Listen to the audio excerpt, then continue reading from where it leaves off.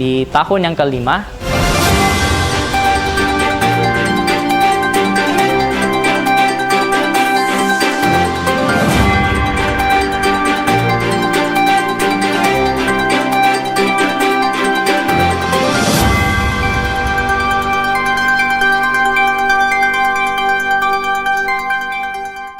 Halo pemirsa, apa kabar Anda? Senang sekali hari ini kami tatap muka dapat kembali menjumpai Anda. Kami ucapkan dahulu selamat tahun baru 2024. Pemirsa, seperti biasa tatap muka senantiasa hadir untuk menemani Anda. Tentu saja, kami selalu menghadirkan narasumber yang kompeten dan kredibel di bidangnya. Tentu saja, dengan tema-tema yang senantiasa menarik untuk diperbincangkan. Pemirsa, di awal tahun 2024 ini, kita akan membahas tema refleksi kisah dan kisah Gerdayak Indonesia. Tentu saja, untuk memperbincangkan hal ini saya tidak sendiri. Sudah bersama saya dengan Ketua Umum DPP Gerdayak Indonesia, Dr. Hannes Jansen binti EPA. Kita sapa dulu. Narai kabar Pak? Bahala. Luar biasa. Terima kasih kami boleh berada di tempat ini. Kami dipersilakan untuk sedih di tempat ini. Siap. Di awal tahun 2024. Pemirsa, seperti saya katakan di awal, kita ingin mengetahui seperti apa sepak terjang dari teman-teman Gerdayak di Indonesia, terlebih di Kalimantan. Kemudian, apa saja yang sudah mereka berikan untuk masyarakat kita, dan juga program-program apa yang akan mereka gulirkan untuk kemajuan lebih lagi ke depan. Bersama saya, Olivia Teja, inilah Tatap Muka selengkapnya.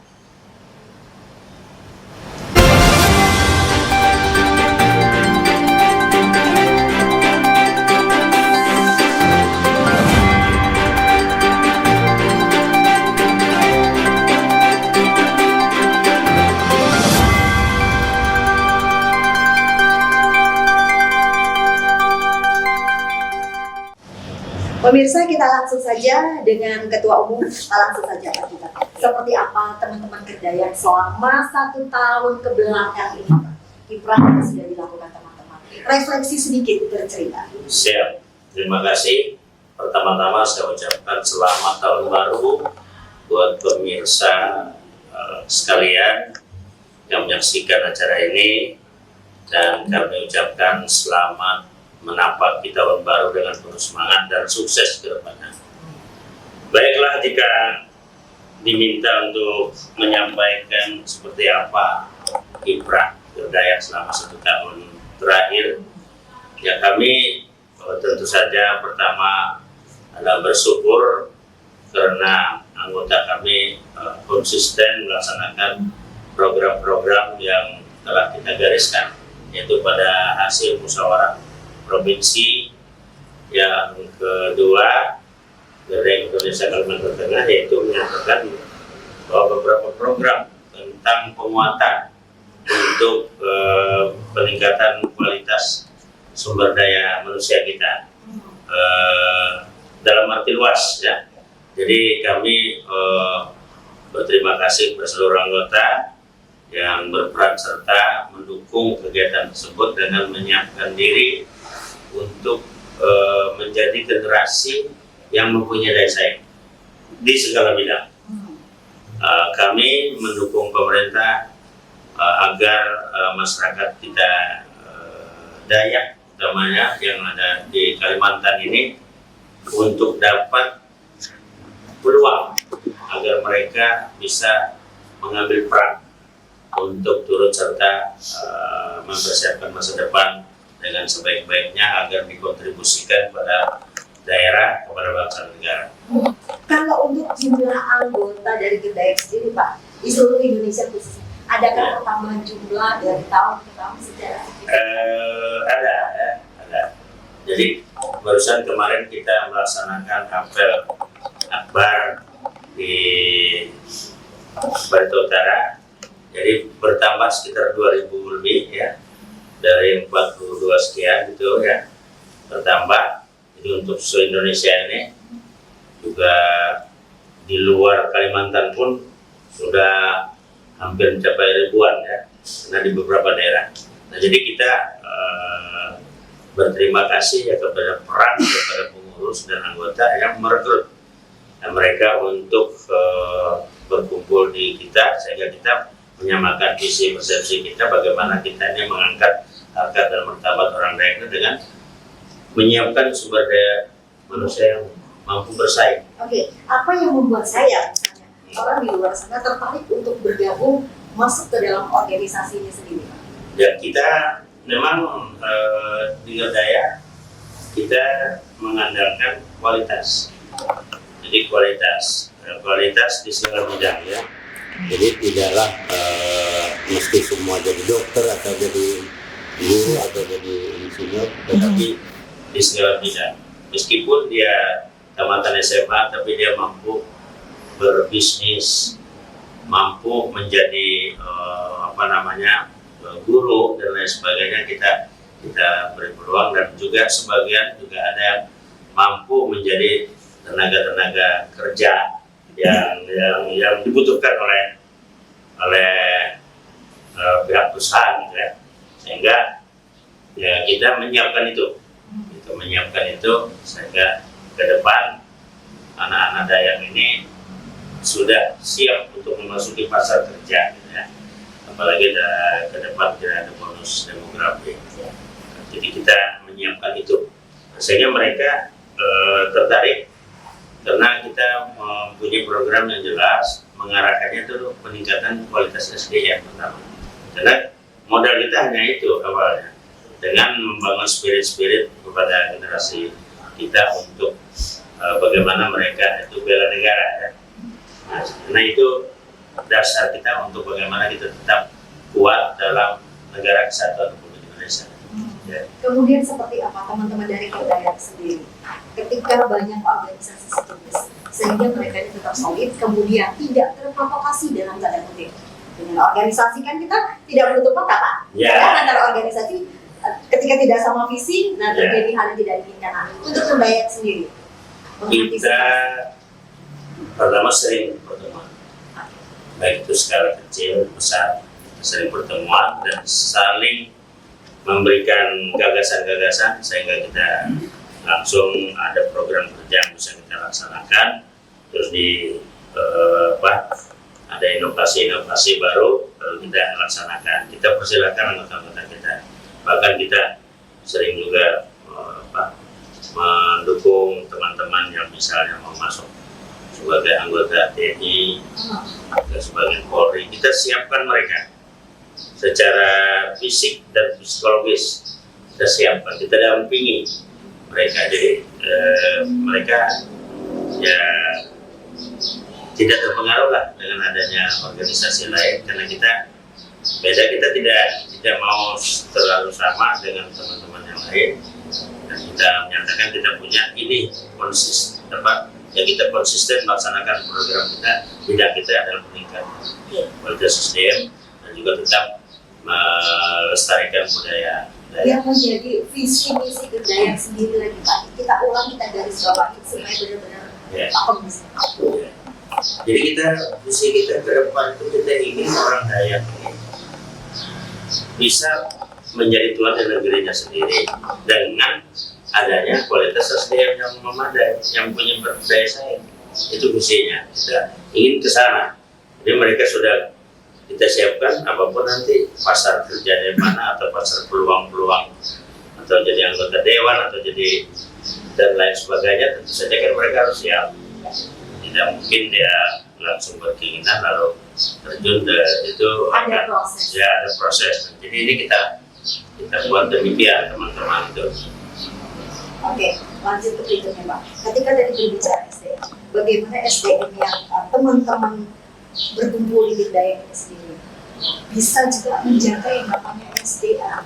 Karena kalimat itu tidak lepas dari SDA. Betul. Nah, jadi kita memang bekerja sama dengan pemerintah, dengan TNI, dengan Polri, ya, kita bersama-sama untuk bagaimana sumber daya alam kita ini bisa terjaga. Meskipun kita melihat miris juga ya terjadi di sana sini adanya lingkungan kita yang rusak gitu kan akibat aktivitas ekonomi yang dilakukan masyarakat. Namun kita berupaya mencari solusi, memberi sumbangan pikiran. Solusi bagaimana pemerintah bisa membukakan peluang gitu ya, agar dapat memanfaatkan sumber daya alam secara berkelanjutan, secara benar gitu ya, sehingga tidak menjadi alam kita menjadi rusak gitu kan. Itu kita berupaya itu, dan kita bersama dengan pemerintah TNI dan Polri. Seperti apa Pak kerjasama yang dilakukan? Kita program apa yang pemerintah punya, misalnya mereka untuk adanya bagaimana mengurangi peti gitu ya, ya kita berusaha memberikan gagasan itu supaya masyarakat kita itu tidak selalu menjadi yang orang yang bersalah mengeksploitasi alam, padahal itu demi untuk sekedar makan gitu kan. Dan kita memberikan gagasan itu agar masyarakat ini diberi ruang untuk bekerja. Jadi mereka kita bekali juga dengan mungkin misalnya teman-teman kita yang ini bagaimana mereka untuk menjalankan ekskavator misalkan untuk bekerja di perusahaan-perusahaan gitu ya, menjalankan truk yang dengan kapasitas besar gitu ya, mereka kita berikan itu dan kita arahkan ke sini. Jadi kita bukakan ruang untuk anak-anak Itu kalau kita bekerja sama dengan perusahaan. ya. Namun bagaimana teman-teman dari berdaya ini kalau yang untuk tambang ilegal masyarakat, apa yang diperbuat oleh teman-teman berdaya sehingga mereka tidak menjadi seperti Bapak katakan tadi, menjadi kambing hitam ketika mereka berusaha, mereka ditangkap, tetapi mereka tidak diberi bekal apapun. Seperti apa kita memang memberitahu ya bahwa aktivitas ini memang membahayakan secara jangka panjang ke depan bagi kehidupan manusia ya di sekitar situ. Sehingga teman-teman kita itu memang kita lihat juga kalau di sungai itu sudah mulai agak memang berkurang, tapi di tengah lahan gitu kan, lahan. Nah, jadi kita berharap, kita sering memberikan diskusi dengan orang-orang anggota dewan gitu ya, bahwa mestinya diberikan peluang untuk adanya wilayah pertemanan rakyat yang sudah dicanangkan oleh pemerintah melalui peraturan pemerintah itu diwujudkan. Jadi jangan dipersulit.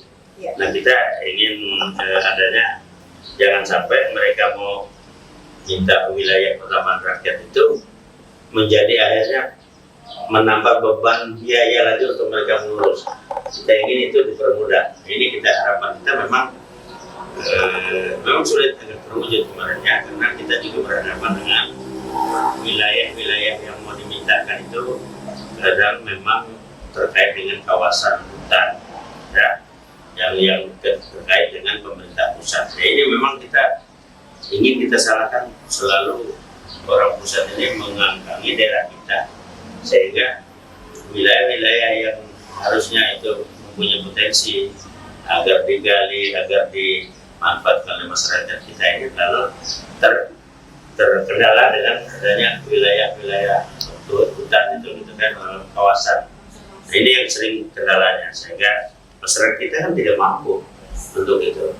Kita berharap pemerintah untuk dapat memberikan kemudahan-kemudahan atau kewenangan kepada, tidak usah terlalu tinggi kepada camat gitu ya, tidak usah sampai urusan sampai ke bupati gitu, camat di sini bisa diberikan wilayah pertambangan rakyat untuk setiap desa gitu kan, dan seterusnya. Itu keinginan kami, tetapi kami juga berupaya memberitahukan pada warga kita bahwa alangkah baiknya kalau berpindah pekerjaan untuk berkebun atau karet misalnya, atau silakan ada yang sawit, silakan, kita tidak mengharapkan itu ya, silakan mereka berpindah pekerjaan menjadi pekebun dan juga peternak mungkinnya.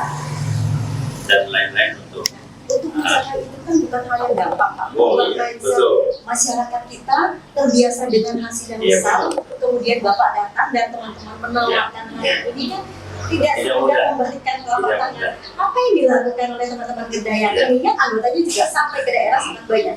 Kami memberikan contoh buat teman-teman ada yang memelihara sapi 10 ekor atau babi atau apa sedikit-sedikit gitu ya, itu kelihatan bahwa hidupnya juga bisa mapan gitu ya. Kita memberikan contoh aja. Memang ada teman-teman kita secara skala kecil dan sporadis tempatnya, ada yang menjadi memelihara jadi apa istilahnya pemelihara babi gitu ya, peternak babi, ada yang jadi bebek dan lain sebagainya. Itu sebenarnya harus digalakan, dan kita memang di Gerdayak itu sebatas memberikan gagasan dan mengkampanyekan. Nah, seterusnya itu sebenarnya peran yang sangat besar itu adalah di sektor-sektor perangkat daerah di setiap kabupaten kota ya. Mereka bisa memberikan edukasi dan juga fasilitasi kepada masyarakat kita yang ingin misalnya jadi peternak, menjadi pelihara ikan dan lain sebagainya kan gitu. Atau berkebun. Ya, kita mengkampanyekan karena kita anggota kita ini kan dewan senior kita, berbagai kajian-kajian tuh banyak di perguruan tinggi, sehingga mereka memberikan gagasan itu buat kita. Memang apa yang dikatakan itu tidak mudah, tetapi bagaimanapun kita harus mulai mengkampanyekan setidaknya, memberi gagasan setidaknya gitu kan, sehingga ada upaya. Oke, kalau teman-teman Gedayak sendiri kan melihat ini peluang besar, apalagi kita penyangga ibu kota. Iya. Nah, seperti apa teman-teman Gedayak melihat peluang ini sendiri untuk kita menuju ke IKN ini, Pak? Ya, jadi teman-teman kita yang memang langsung penyangga itu kawasan Barito ya, di mana mereka ini memang kita arahkan, memang kita kasih edaran dulu supaya bisa berbuat apa saja dalam arti yang positif untuk dapat mengambil peluang-peluang ekonomi yang ditimbulkan akibat adanya IKN. Jadi memang kalau di Kalimantan Selatan, utamanya daerah Tabalong, mereka sepertinya udah ada yang siap kan. Mereka menyiapkan angkutan untuk hasil-hasil daripada apa sembako dan lain sebagainya. Itu dan juga Barito Timur ya, juga ada persiapan mereka, walaupun memang itu tidak secepat membalik telapak tangan ya, tetapi kita bersyukur dia sudah ada berencana aja, sudah syukur itu berencana. Nah, ada kegiatan yang ingin dia lakukan, ada mimpi mereka sudah ke sana. Itu. Kalau kita tarik lagi, Pak, dalam setahun ini yang dilakukan teman-teman ini, Pak, seperti apa saja kegiatan-kegiatan, program-program bahkan yang belum terlaksana? Ya, kita memberikan peluang-peluang ya untuk teman-teman kita bekerja di berbagai perusahaan atau juga masuk ke institusi apa menjadi prajurit gitu ya, TNI Polri, ada berbagai, ada yang lolos ada yang tidak anggota-anggota kita itu, tetapi yang besar jumlahnya banyak kita adalah bekerja pada perusahaan-perusahaan sawit. Di sana kita menjadi tenaga humas dan security. Nah, jadi kita ingin supaya masyarakat Dayak ini berperan untuk menciptakan kondisi yang kondusif, baik, agar aktivitas ekonomi lancar di daerah kita, tidak terhalang oleh hal-hal yang kurang baik di lapangan, seperti adanya penjarahan sawit dan lain sebagainya yang menurut kita itu kalau penjarahan itu dilakukan oleh tanda kutip bukan orang Dayak kalau menurut saya, karena orang Dayak tidak ada dalam kamus hidupnya yang mengambil hak orang, bukan jerih payahnya sendiri.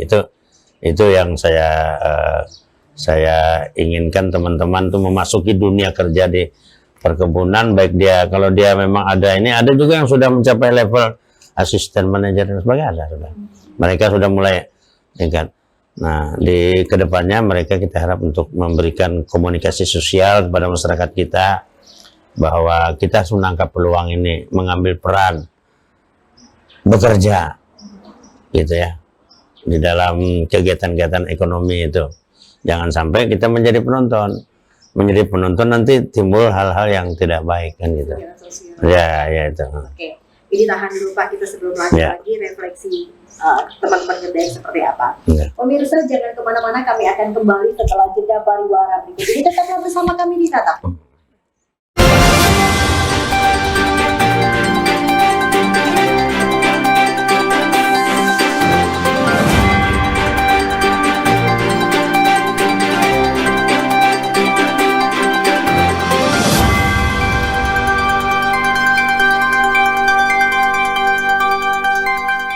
Terima kasih pemirsa, Anda masih bersama kami dengan tema perbincangan kita hari ini, refleksi kisah dan kiprah Gerdaya Indonesia. Masih dengan Ketua Umum DPP Gerdaya Indonesia, Bapak Dr. Andes Jansen Binti.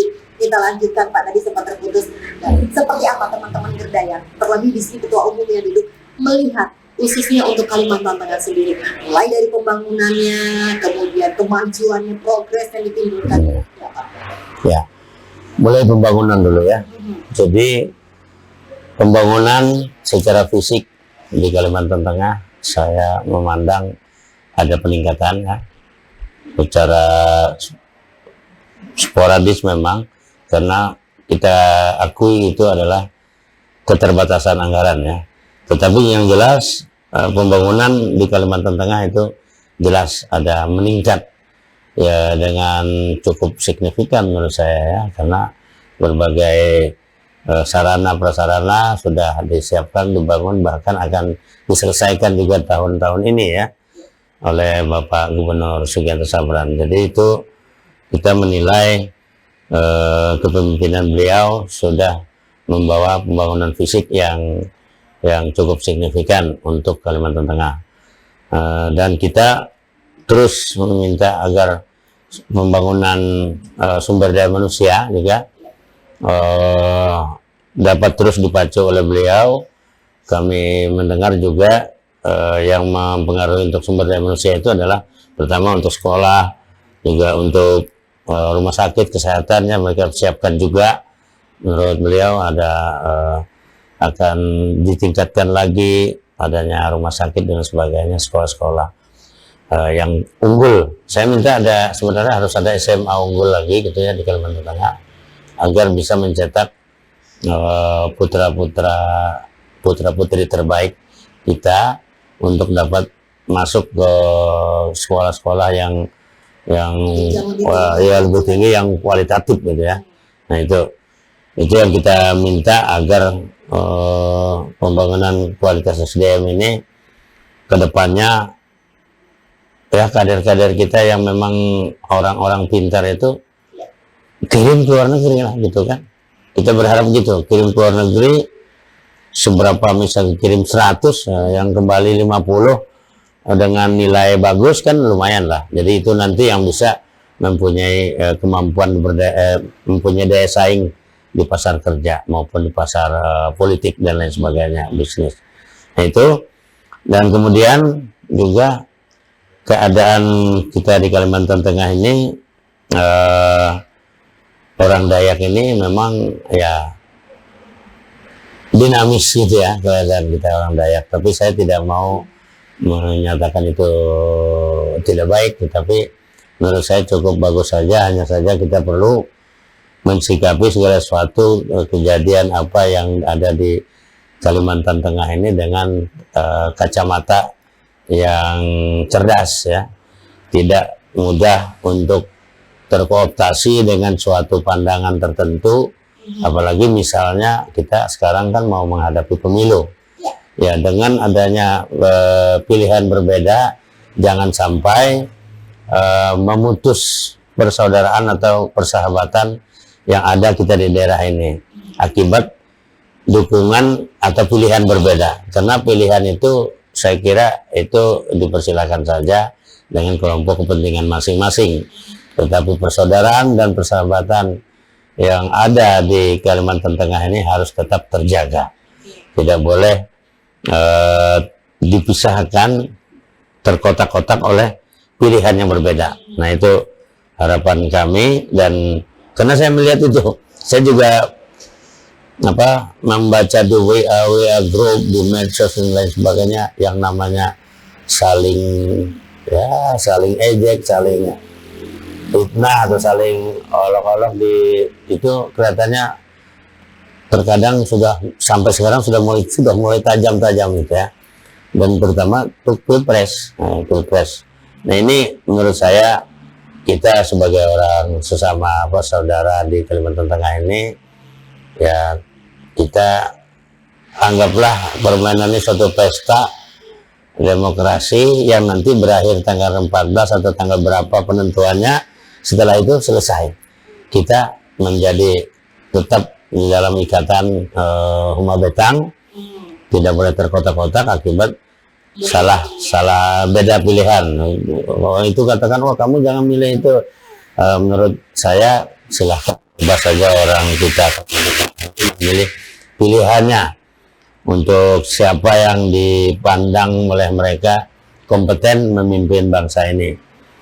Dan kemudian saya juga ini ya, dalam tahun terakhir, tahun 2023 ini, melihat bahwa ada fenomena di daerah kita ini, semacam kelompok masyarakat yang sering dikatakan juga orang setempat gitu, orang lokal, berarti kan orang Dayak, yang melakukan penjarahan terhadap kebun-kebun perusahaan.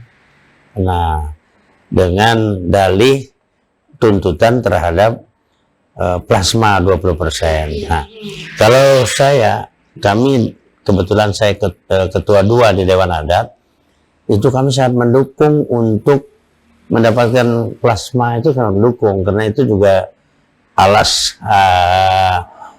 latar belakang pijakan kita adalah peraturan daripada pemerintah juga terkait plasma itu, dan itu berproses lah.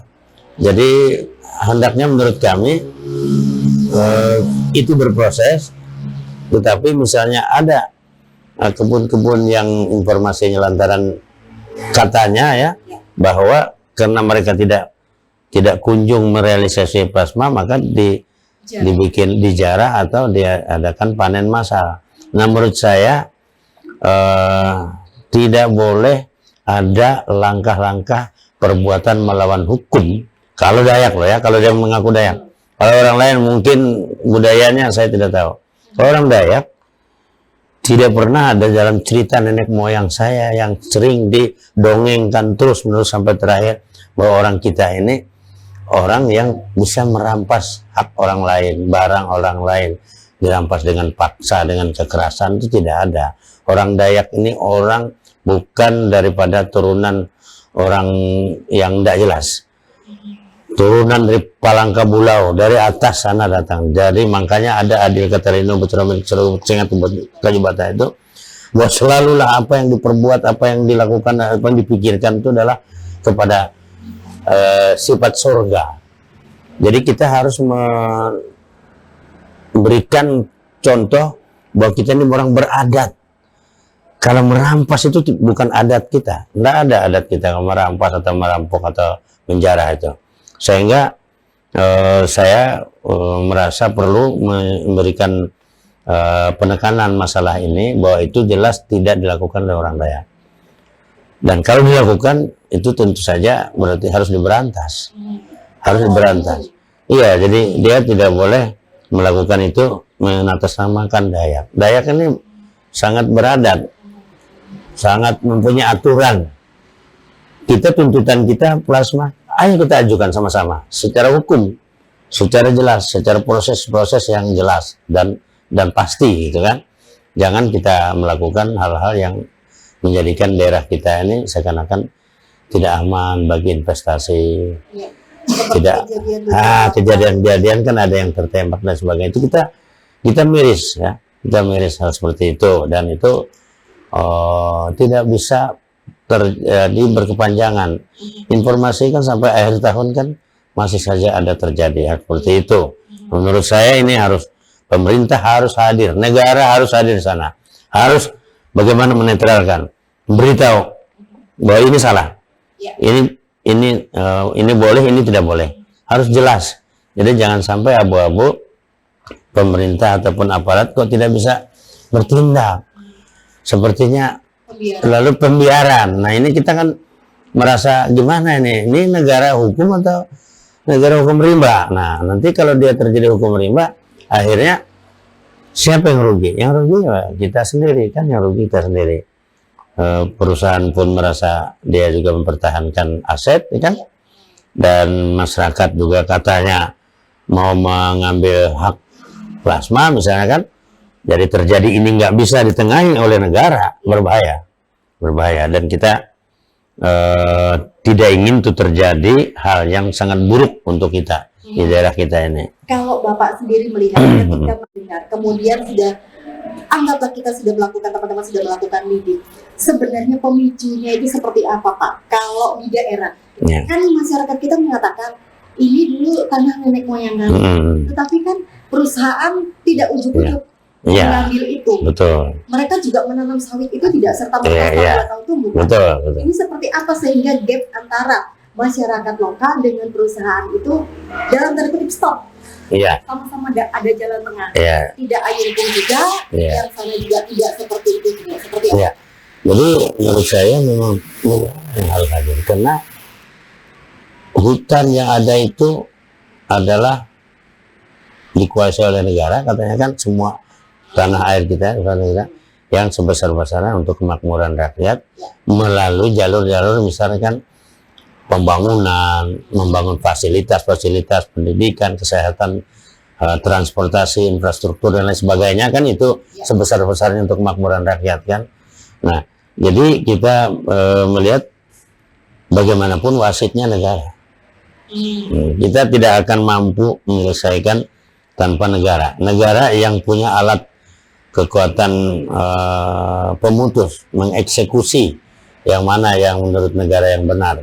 Jadi kalau itu kita nenek moyang memang seluruhnya punya nenek moyang kita, tapi kita mengakui sebagai warga negara Kesatuan Republik Indonesia. Berarti ini sudah dikuasai oleh negara, katanya kan. Nah, dan itu pun perusahaan itu diberikan hak itu juga memproses itu segala sesuatunya itu dengan aturan-aturan, meskipun di sana sini manusia itu adalah kealpaannya. Apakah itu perusahaan, mungkin ada juga, ya saya juga ada mendapat laporan ya coba-coba gitu ya, untuk misalnya yang 10 jadi 11 ya kan. Itu tapi kami merasa ini negara yang harus hadir ke sana secara tegas gitu. Nah, oleh karena itulah yang kita harapkan bahwa kehadiran daripada institusi keamanan dan pertahanan itu harus hadir untuk membackup pemerintah daerah. Jadi pemerintah daerah bagaimanapun tidak boleh lemah menghadapi hal-hal seperti ini. Sehingga kita kemarin bersyukur informasi akhir tahun kemarin ya, tanggal 23 harusnya sebelum Natal, itu Panglima Kodam 12 Tanjung Pura meresmikan adanya untuk dibangun kembali Kodam di Kalimantan Tengah. Nah, jadi saya berharap, karena ini dulu di sini pernah ada Kodam 11 Tambun Bunga. Pertama untuk nama ya, kita berharap namanya tetap menjadi Kodam Tambun Bunga ya, terserah nanti apa Kodam 11 atau Kodam berapa gitu. Dan orang-orang tua dulu untuk memberi nama itu sudah melalui perenungan-perenungan, bahkan mungkin pertapaan Pak Cili Kriwut dulu mereka memberikan nama itu kan, sehingga menjadi Kodam 11 Tambun Bunga. Nah, keberadaan Kodam 11 Tambun Bunga ini akan membawa dampak yang positif untuk mendukung tugas pemerintah daerah, untuk mendukung tugas-tugas Polri, dan juga untuk menjaga kedaulatan daripada negara Kesatuan Republik Indonesia ini, dan juga memberi peluang bagi anak-anak Dayak ini untuk menjadi prajurit ya, karena dengan keberadaan Kodam itu nanti dia akan diiringi dengan adanya Rindam. Sekolah-sekolah untuk menjadi prajurit itu kan ada di sini, sudah tidak perlu keluar lagi ya. Jadi akan menjadi membuka peluang buat kita gitu yang bisa ikut dengan biaya yang minim gitu, bisa ikut untuk ikut pendidikan begitu. Jadi itu peluang karena orang Dayak ini saya lihat memang banyaknya itu menjadi prajurit TNI Polri gitu, keinginan mereka ya, mengabdi kepada bangsa dan negara itu keinginan mereka merasa terhormat apabila ikut mempertahankan kedaulatan ataupun menjaga keamanan di negara kesatuan Republik Indonesia. Itu orang Dayak itu. Saya melihat animonya, banyak keinginan tuh itu.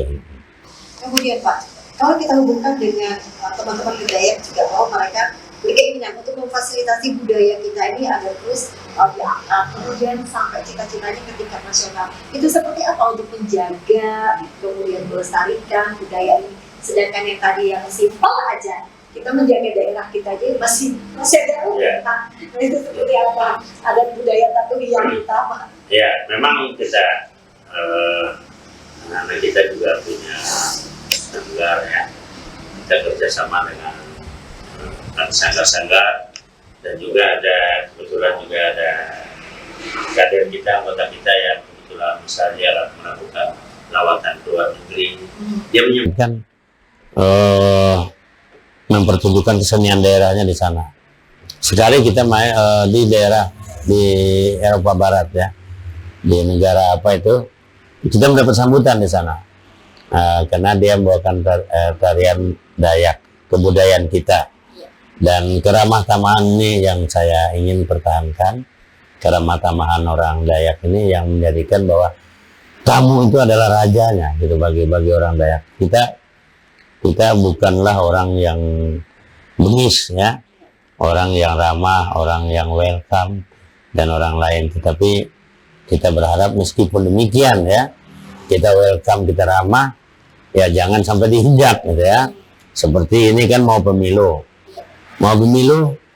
ya, bagi saudara-saudara kita yang dari luar apalagi baru-baru saja datang sini, janganlah mengambil peluang mau jadi pimpinan gitu ya.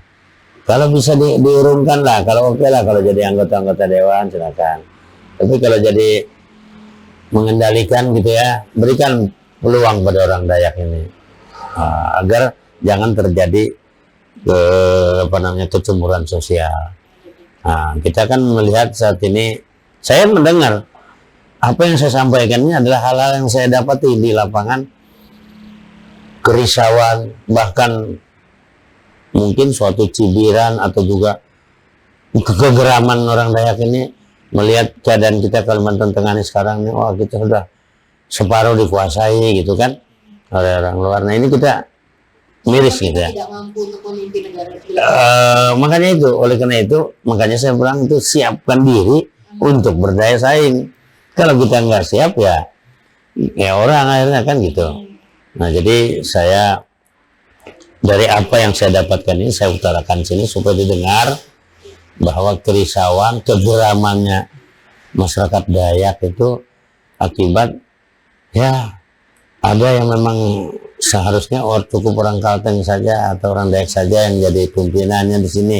Tetapi kan ya kita ketahui sendiri, saya tidak usah sebutkan ya, bahwa di sana sini orang gitu kan. Nah mengapa ini? Ya mungkin juga iya, kita introspeksi juga, mungkin karena kita tidak bersatu. Nah, kalau orang itu, saya terus terang aja di sini dari berbagai suku aja, saya anggota dewan dulu, suku yang minim-minim aja di Palangkaraya ini gue duduk menjadi perwakilan dari DPR, dan berarti ada yang memilih kan.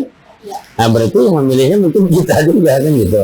Oleh karena itu untuk pilihan ke depan ini silakan pilihlah yang memang berkemungkinan untuk duduk. Kalau semua terbagi, orang layak, saya lihat di seluruh jalan tuh hampir semua mukanya orang kita aja, tapi di selang-selingnya juga ada yang lain. Nah jadi oleh karena itu mari orang Dayak berembuk gitu ya, yang mana yang harus kita dahulukan, kita jadikan ini gitu kan. Kalau nanti kita nih suaranya cuma 1000, yang maju 10, berarti kan sama-sama 100, terbagilah dia yang sekian kebutuhan ke 200 atau 300, akhirnya semua tidak dapat. Nah, sementara orang tuh dia satu saja tapi membulat ke sana. Nah, ini menjadi hal yang saya lemparkan untuk direnungkan, dibahas dan dilaksanakan lah oleh warga kita yang sedang bertarung jadi calon anggota legislatif. Saya memang welcome dengan beberapa oknum personil, orang-orang tokoh yang sudah lama walaupun dari luar ya, tapi sudah lama di Kalimantan Tengah, sudah berkiprah. Saya mengapresiasi mereka untuk ikut membangun, dan saya yakin hatinya bersih, dan silahkan mereka juga berkompetisi kan, karena kita adalah dalam wadah NKRI gitu. Cuman saya memberi edukasi itu untuk orang rakyat, bagaimana dia mengatur dirinya supaya jadi gitu, jangan yang nanti semua tidak jadi. Nah itu hak rambut ya gitu. Jadi harus suara ini bulat, ya, sama-sama, kita duduk bersama. Ya, siapa kira-kira yang kita jadikan ini kan gitu, supaya memang jadi duduk gitu kan, gitu cara kita tidak ingin juga lalu menyatakan tidak boleh memilih orang lain, tidak begitulah. Kita masih, inilah budaya Dayak. Budaya tidak bisa harus begini, tidak, kita welcome. Tapi kita harus memperbaiki cara kita berpolitik itu bagaimana, begitu kan, untuk maju. Kembali lagi ke SDM Pak, karena tadi kita sudah berbicara juga tentang IKN. Kita sebagai penyangga ibu kota, Bapak tadi juga sudah mengatakan pasti akan banyak urban juga akan datang ke sini. Untuk kita sendiri sebagai orang Dayak, putra daerah, atau siapapun lah yang sudah lama di bumi Kalimantan Tengah ini, sama-sama bisa menjaga namanya adat budaya rumah betang. Jangan orang dari luar malah tidak tahu budaya kita seperti apa, kita sendiri pun tidak bisa menjelaskan kepada mereka seperti apa orang Dayak itu harusnya hidup. Rumah adat penitan apa? Jadi kita memang untuk mengantisipasi ke lunturnya budaya itu, makanya dulu zaman Pak Teras itu ada Perda 16 2008 tentang ada terbentuknya kelembagaan adat. Ya, dengan adanya Dewan Adat, sehingga kita hidupkan kembali, atau bukan menghidupkan, menggalakkan kembali budaya betang. Nah, sehingga sampai saat ini kita rasakan memang adalah pengaruhnya. Kalau Dewan Adat itu berperan, ada pengaruhnya terhadap budaya-budaya kita itu dilestarikan. Seperti misalnya perkawinan sekarang sudah harus ada pemenuhan hukum adat Dayak, dan itu kami ingin lebih luas lagi.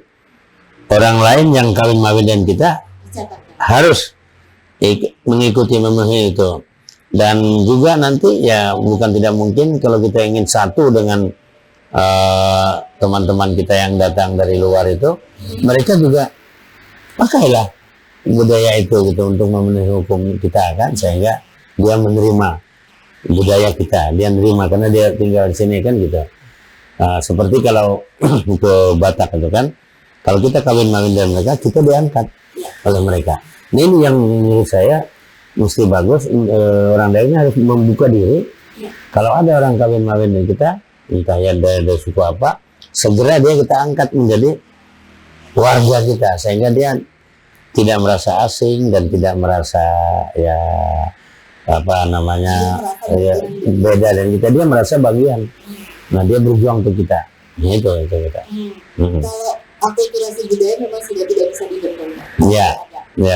Kira-kira bagaimana anak muda ini Pak untuk menjaga ini tadi, selain daripada melalui kelembagaan tadi, kemudian memfungsikan kedamangan Pak, seperti apa? Kalau teman-teman Dayak melihat. Ya, nah jadi memang kedamangan ini kan ada aturan di dalam masing-masing peraturan daerah, kabupaten, kota, yang bahwa mereka itu sekarang Damangan itu kan ada pemilihan gitu.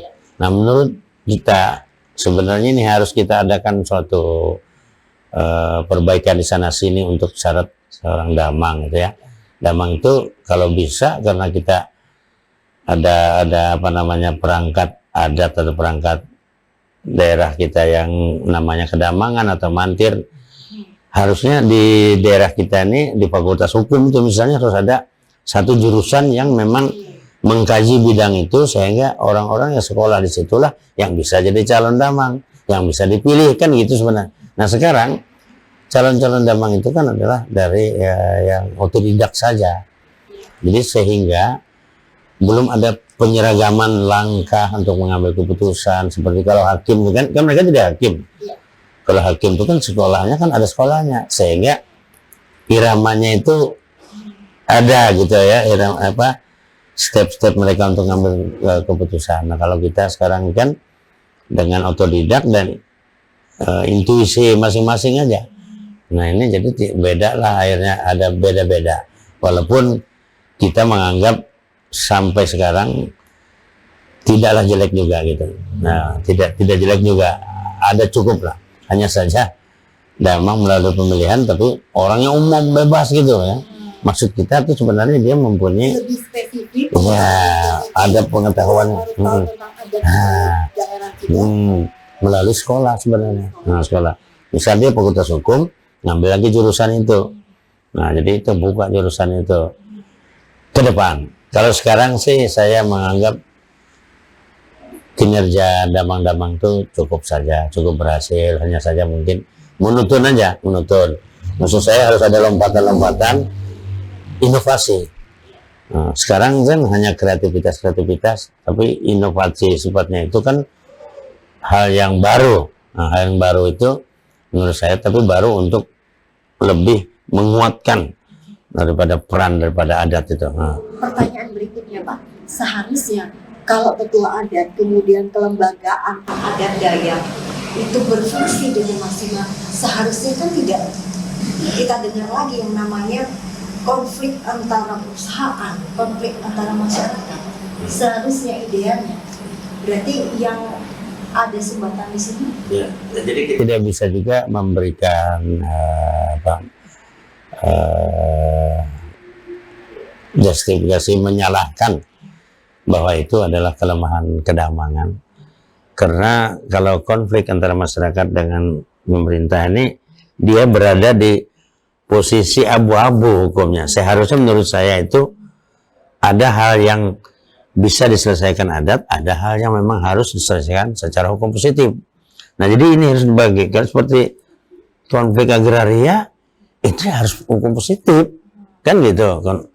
Lain hal kalau ada hal-hal yang menyentuh adat, misalnya tertabrak lahan bekas kuburan, bekas kampungnya orang Dayak dulunya, itu berarti kan ada adat di situ. Nah itu bisa selesaikan secara adat. Nah kalau dia konflik agraria umum, menurut saya itu harus selesaikan hukum positif. Ya, Negara harus hadir di sana. Kemudian untuk peran dari tokoh adat, tokoh masyarakat, kedamangan dan dewan adat itu seperti apa kalau di posisi seperti ini Pak? Ya memang mereka, kalau dewan adat dia supervisi, pengawasan dan mengarahkan. Semua sebenarnya damang itu yang mempunyai otoritas untuk mengambil keputusan secara adat, itu damang. Jadi damang itu ya memang ya sering tiap tahun dewan adat itu memberikan pembekalan. Saya terakhir ada pertemuan juga untuk menyamakan persepsi, kira-kira itu gitu ya.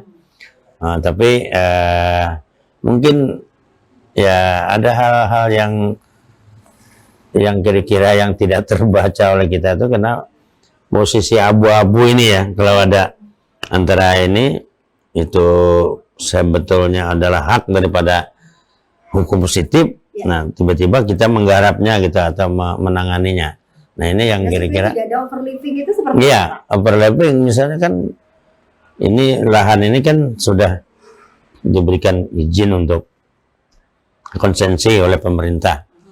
Nah, lalu pemerintah kan menyerahkan kepada si pemegang izin ini untuk menyelesaikan apabila ada tanah-tanah adat.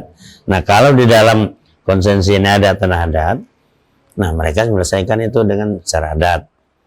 ada tanah-tanah umum saja yang ini selesaikan dengan secara positif, kan hukum positif. Nah, jadi itu ada wilayah-wilayah tertentu yang bisa ini kan, yang ada abu-abunya. Ini karena oh adat kah ini atau Nah, itu dia. nah itu ada daerah abu-abu yang memang disitulah bisa menjadi sumber persoalan. Oke, pertanyaan berikutnya. Setelah para tokoh adat, para tokoh kedamangan ini, mereka tahu ranah mereka. Nah, untuk masyarakatnya sendiri, Pak, supaya kita ini lebih aware lagi dengan yang namanya hukum adat kita, kemudian budaya kita sendiri seperti apa. Ya. Jadi ada komunikasi dua arah. Jangan cuma tahu yang di atas, Pak, yang di bawah ini masyarakat sepertinya kurang mengetahui. Secara umum, dari ketua umum. ya, secara umum masyarakat kita itu patuh terhadap hukum adat. Namun terkadang ada pengaruh-pengaruh luar yang membuat mereka bermanuver gitu ya, untuk ya mengeluarkan diri supaya dia tidak bisa dimakan dengan hukum adat gitu kan. Jadi ada hal-hal seperti itu. Jadi kita melihat demikian sehingga karena hukum adat ini kan dia tidak ada, kalau dia menghukum seseorang sanksi itu tidak ada hukuman badan ataupun cara paksa untuk melakukan penahanan dan lain sebagainya terhadap yang bersalah. Hanya ujungnya itu kalau memang disepakati kedua belah pihak yang tidak bisa menyelesaikan sengketa, biasanya dengan sumpah kan, dan sumpah. Nah itu aja. Jadi hari bersumpah tuh yang memutuskan akhirnya yang kuasa atau alam gitu memutuskan. Nah jadi itu yang, dan itu memang jarang dilakukan juga kan, jarang dilakukan karena itu sangat berbahaya dan jarang-jarang, dan itu bisa menjadi ini ya, memang kalau orang yang bersalah saya dia nggak mau, mungkin takut dia kan nggak mau saya dibawa ke hukum, padahal itu seharusnya adat gitu loh. Nah itu yang kita anukan, yang kita ini kan kita sedang coba bahwa Dewan Adat lah yang sebenarnya selaku supervisi daripada kehidupan keadatan Huma Betang ini ya, dengan pakar-pakar yang banyak di Dewan Adat itu banyak sekali profesor situ kan, mereka bisa merumuskan hal-hal yang baik positif ke depan untuk bisa diterapkan nanti supaya memang itu kita tidak mungkin yang merubah menjadi hukum adat ini ada sifatnya upaya paksa terhadap orang bersalah, tidak. Kita harus tetap mempertahankan bahwa kita itu posisinya ujungnya berdamai. Ya makanya ada dibuat suatu kerapatan mantir perdamaian katanya kan. Itu suatu majelis mantir-mantir dibuat kerapatan mantir perdamaian kan, pasti gitu. Nah ujungnya berdamai. Nah itu. Kemudian Pak, karena kita sudah berada di penghujung segmen, yang menjadi program teman-teman di Gerdaya ke depan ini apa Pak? Ya, kita ke depan pertama memang kita sudah sejak beberapa tahun ini, 2-3 tahun ini kita melakukan satu frekuensi dengan TNI Polri. Jadi kita ke depan ingin turut berpartisipasi kepada pemerintah daerah ini menciptakan situasi kondisi yang aman dan damai agar proses pembangunan, proses pemilu misalnya itu berjalan dengan lancar dan sukses di daerah ini, sehingga tidak terjadi hal-hal yang kurang baik di negeri kita ini, sehingga akan menimbulkan dampak-dampak ke depannya terhadap daerah kita. Kalau kita sering terjadi konflik dan lain sebagainya, itu akan mengganggu kita. Nah ini kita ingin turut serta itu ya, menciptakan suatu kondisi, sehingga kita ada program. Setelah ini kita ada program pelatihan untuk membentuk kader bela negara gitu ya, kader-kader yang terlatih, dibekali lah, walaupun tidak seperti tentara atau polisi, tapi mereka sudah ada pembekalan sehingga dia mengetahui tugas kewajiban mereka di dalam kehidupan berbangsa dan bernegara. Ini itu akan ada pelatihan kepada generasi muda generasi ini. Lalu ke depan juga kita memang teman-teman sudah membentuk suatu koperasi. Kita mau terjun juga ikut berusaha gitu, tapi bukan organisasinya, tapi melalui lembaga ekonomi yang kita bentuk supaya di sana sambil melatih teman-teman kita itu bagaimana berniaga, dan juga sambil juga kita cari-cari peluang ya agar organisasi itu ada pemasukan dari usaha sendiri gitu ya. Itu yang ingin kita lakukan ke depan. Dan setelah itu memang kita menghadapi pilkada nanti ya kita tetap ingin berkontribusi agar situasi kondisi di daerah itu baik gitu ya. Kita partisipasi itu dengan mengkampanyekan bahwa ini acara-acara kita pesta demokrasi ini harus lancar, sukses ya, gitu kan. Kita turut mengkampanyekan itu. Buktinya juga kita ada kegiatan-kegiatan keagamaan, ada Natal kemarin, tahun baru. Kita menurunkan anggota kita baik terbuka maupun tertutup untuk turut membantu TNI, Polri yang ada berjaga di gereja-gereja. Karena kita tahu bahwa TNI Polri pun banyak sekali yang mereka awasi, mereka lindungi gitu ya. Kita menyediakan diri. Seperti kalau ke depan memang kita ingin melatih teman-teman ini, yang anak-anak kita ini menjadi tim SAR. Jadi untuk kalau ada kecelakaan ataupun bencana, anak-anak kita bisa turut membantu. Jadi kita buat pelatihan, nanti kita minta lembaga yang kompeten untuk melatih mereka. Itu ke depannya tahun 2024. Jadi tahun 2024 ini menurut saya juga penuh dengan tahun politik, karena di awal tahun ini pemilu dan pilpres, di akhirnya nanti pilkada. Jadi kita tidak bikin kegiatan-kegiatan yang lain, cuman paling ya bulan Mei nanti ulang tahun terus program yang ya, siap dijalankan oleh teman-teman ya, selama 1 tahun ke depan. Iya gitu.